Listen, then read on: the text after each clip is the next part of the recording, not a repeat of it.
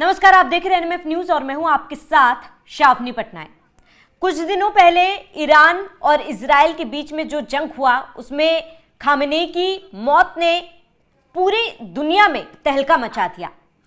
इस जंग में अमेरिका जो चाहता था वो कहीं ना कहीं पूरा हुआ।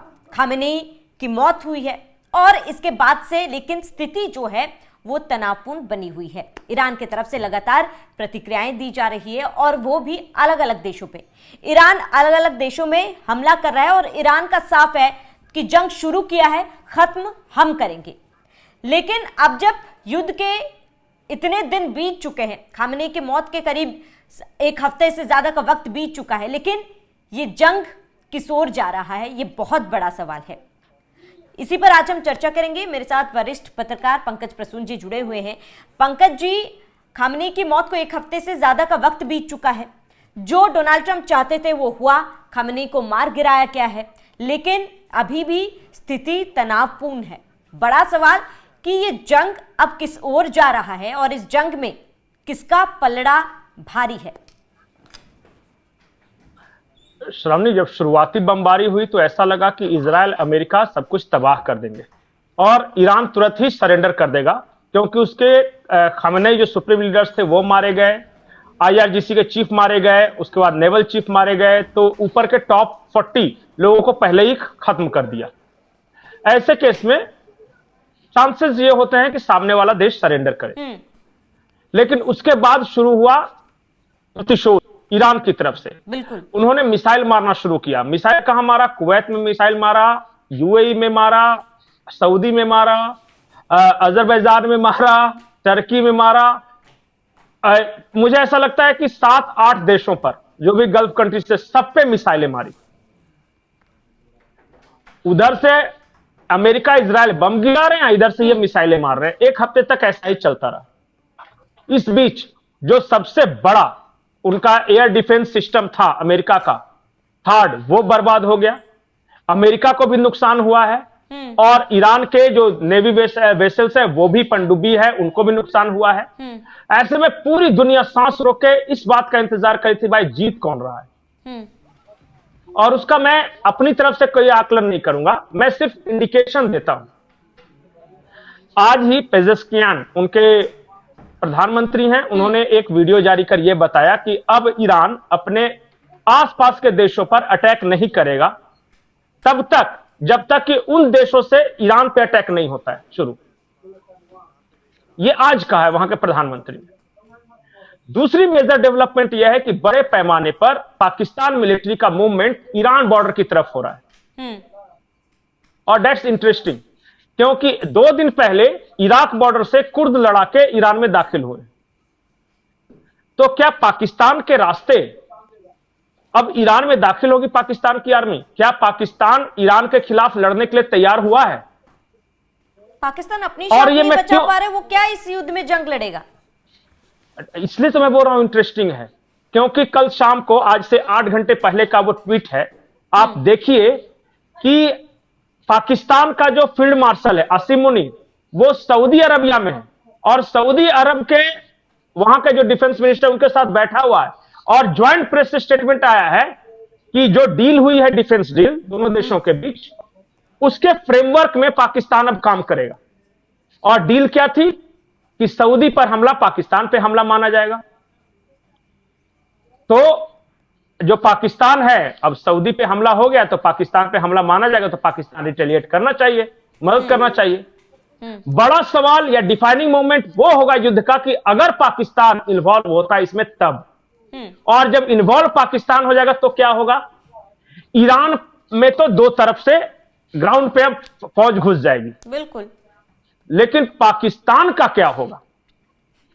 एक तरफ से अफगान, उन्होंने परसों एक लॉन्च किया है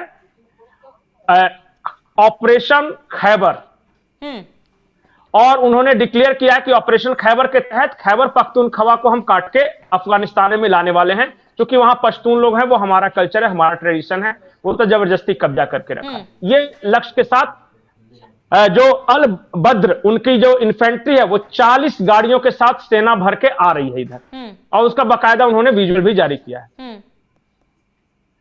एक तो अफगानिस्तान बॉर्डर पे ये सिचुएशन है। दूसरा, अगर पाकिस्तान घुसेगा ईरान में तो ईरान क्या करेगा बदले में? बिल्कुल, वो तो रिटेलिएट करेंगे। आज ही बलूचिस्तान लिबरेशन आर्मी का एक वीडियो आया जिसमें 40-50 लड़ाके हैं और वो कह रहे हैं कि अब हम इस्लामाबाद पे अटैक करने की तैयारी कर रहे हैं, क्योंकि जब तक इस्लामाबाद या रावलपिंडी पर हम अटैक नहीं करेंगे बलूचिस्तान का सपना पूरा नहीं होता।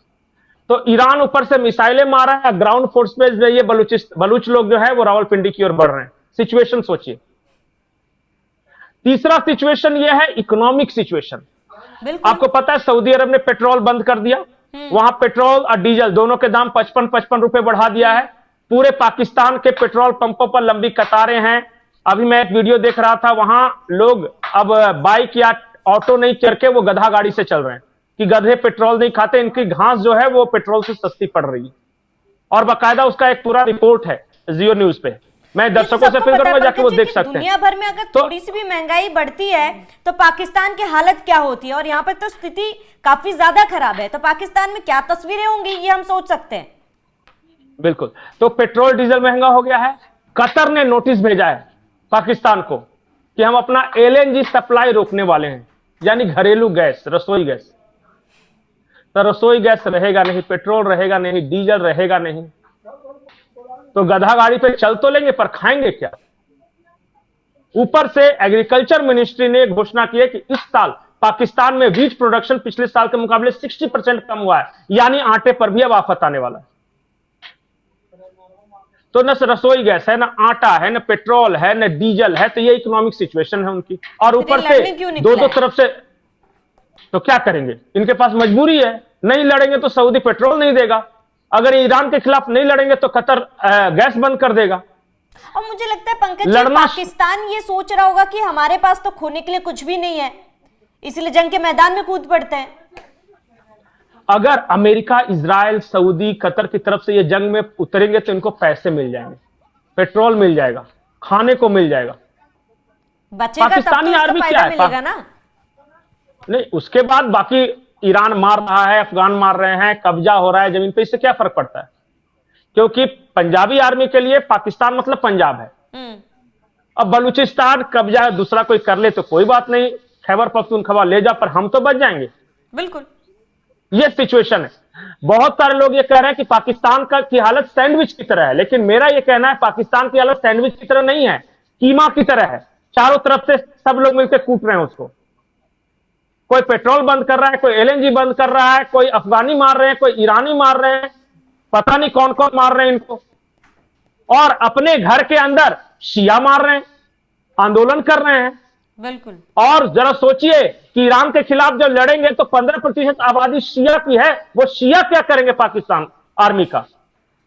वैसे ही लानते भेज रहे, जो गंदी गंदी गालियां दे रहे हैं शिया असीम मुनीर को, जाके देखिए, मैं आपको वीडियो भेज दूंगा। तो ये सिचुएशन तो अभी है जब इन्वॉल्व नहीं हुआ। ईरान के खिलाफ लड़ेंगे तो गृह युद्ध की आशंका है। वो 15% शिया अभी तो अमेरिकन काउंसुलेट पर हमला कर रहे हैं, ये आर्मी हेडक्वार्टर पर भी हमला करेंगे। जरा सोचिए, जो अमेरिका से नहीं डरा वो पाकिस्तान से क्या डरेंगे? नहीं, अब जरा ये भी सोचिए कि ईरान भी मार रहा है, अफगानिस्तान भी मार रहा है, इंडिया भी मार रहा है, शिया भी मार रहे हैं, और ऊपर से पता चलेगा कि पेट्रोल भी बंद है, आटा भी बंद है, एलएनजी गैस भी बंद है, तो ये करेंगे क्या? चाइना भी नाराज है। पता है चाइना के साथ क्या किया इन लोगों ने? दो सिचुएशन, एक तो काबुल में चाइनीज रेस्टोरेंट पे हमला किया तो वहां चाइनीज मारे गए। उससे पहले उज्बेकिस्तान जो बॉर्डर था वहां पे 17 चाइनीज इंजीनियरों को मारा था, ये आईएसआई ने मरवाया था लश्कर के थ्रू। अब चाइना जो है वो ईरान को सपोर्ट कर रहा है। चाइना, रशिया और नॉर्थ कोरिया, ये तीनों ईरान को सपोर्ट कर रहे हैं। चाइना अपने हथियार चुपके से ईरान को दे रहा है और पाकिस्तान ईरान के खिलाफ लड़ेगा। तो चाइना इनके साथ क्या करेगा? आपको क्या लगता है चाइनीज इंटेलिजेंस को नहीं पता कि असीम मुनीर जाके अमेरिका की गोद में बैठा हुआ है और सऊदी से बात कर रहा है? बिल्कुल बिल्कुल, स्थिति तो साफ तौर पर देखी जा रही है पंकज जी। लेकिन अमेरिका ने जो सोचकर इस युद्ध को अंजाम दिया था, जो भी सोचा हो, लेकिन अब जाकर अगर अमेरिका की स्थिति की बात की जाए तो क्या है? क्योंकि जंग के मैदान में तो अभी भी अमेरिका स्ट्रांग है, लेकिन आर्थिक रूप से कहीं ना कहीं असर तो अमेरिका पर भी पड़ रहा है। बिल्कुल, देखिए महाभारत सुना है ना, महाभारत युद्ध, अभिमन्यु चक्रव्यूह में घुस तो गया पर निकलने का रास्ता उसे भी नहीं पता था। उसी तरह इजराइल के कहने पे और सऊदी अरब के आइडिया के अनुसार अमेरिका घुस तो गया है पर निकलने में इसको टाइम लगेगा। बिल्कुल। और इसलिए मैंने कहा था कहीं दूसरा वियतनाम न साबित हो जाए। क्यों मैं ऐसा बोल रहा हूं? क्योंकि ईरान के लोग जो है ना, वेनेजुएला नहीं है ईरान कि आप उठा के लेके चले आओ। ईरान सबसे बड़ा यूरोपियन कंट्री होता, अगर यूरोप में होता तो पॉपुलेशन के लिहाज से ईरान सबसे ज्यादा पढ़ा लिखा मुस्लिम कंट्रीज है, जितने भी इस्लामिक देश सबसे ज्यादा पढ़ा लिखा है। तीसरी बात कि ईरान की जो टोपोग्राफी है ना, वो इराक की तरह मैदान नहीं है, यहां पहाड़ियां हैं। उस मामले में ये अफगानिस्तान की तरह है, तो ये छुप के गुरिल्ला वारफेयर भी लड़ सकते हैं। 14 लाख IRGC के एक्टिव नॉन एक्टिव सपोर्टर हैं। असली लड़ाई तब शुरू होगी जब ग्राउंड होगी। ऊपर से तो बम बरसा के चला जा रहा है, ईरान के पास एयरफोर्स है नहीं, तो जितनी बम मार दो। और ईरान क्या कर रहा है? इधर से ईंट पत्थर तीर की तरह सिर्फ मिसाइलें दाग रहा है, जहां बंद कर रहा है वहां। ईरान ने एक और इनोवेशन किया, वो क्या करता है पता है? अपनी मिसाइलों के ऊपर छोटे छोटे क्लस्टर्स बम डालते हैं। तो यहां से एक मिसाइल उड़ा और जब ड्रॉप करने वाला तो सारे बम अलग अलग जगह जाके बिखर जाते हैं और फिर मतलब जितना टारगेट है वहां पे नुकसान करते हैं। इन्होंने अपने मिसाइल्स को और ज्यादा मारक बनाया है। जाके तेल अवीव को देखिए, जाके अरब देशों को देखिए, और निशाना किस चीज को बना रहे हैं? बड़ा स्ट्रेटेजिकली ऑयल रिफाइनरी को, एयरपोर्ट्स को, ये सबको। ये मतलब इकोनॉमी ही तोड़ना इनका मकसद है कि आर्थिक रीढ़ की हड्डी तोड़ दो, वो खुद झुकेंगे। और झुकता हुआ दिख भी रहा है अब। बिल्कुल। आप देखिए अचानक टोन डाउन हो गए सारे गल्फ कंट्रीज। और ट्रंप, हमारे ट्रंप, हाँ, और हमारे ट्रंप चचा क्या कर रहे हैं कि हाथ रखे हुए 4-5 पादरी उनके हाथ पे रखे हुए भगवान ईश्वर को याद कर रहे हैं। वो गॉड को याद करने की नौबत आ गई अमेरिकी राष्ट्रपति को। इसका मतलब यह है कि सिचुएशन थोड़ा टेंस है। बिल्कुल। उतना आसान नहीं है जितना दिख रहा है। घुस तो गए हो चक्रव्यूह में, पर निकलोगे कैसे? बिल्कुल बिल्कुल। और यही बात अब पाकिस्तान के लिए भी है। हालांकि अमेरिका और पाकिस्तान के बीच कंपैरिजन करना गलत बात है, लेकिन पाकिस्तान ने भी अब ईरान इजराइल के बीच में जो युद्ध हो रहा है उसमें एंट्री कर ही ली है। तो अब देखना महत्वपूर्ण होगा कि ये जंग किस ओर आगे बढ़ रहा है और कौन सा देश किस पर भारी पड़ता है। फिलहाल आप सभी का इस पूरे मामले पर क्या कहना है, हमें कमेंट कर जरूर बताएं। साथ ही अब बने रहिए NMF न्यूज के साथ।